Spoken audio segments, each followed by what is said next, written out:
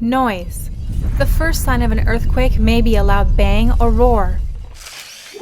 Drop, cover, and hold. Stay calm. Drop to the floor, take cover under an object, and hold on to it.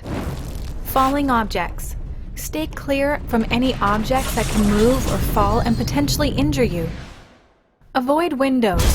Windows can easily shatter and cause serious injuries. Take shelter. The safest structures to protect you are solid inside walls, corners, and hallways. No elevators. Never use an elevator during or after an earthquake. If you find yourself inside one, get off as quickly as possible.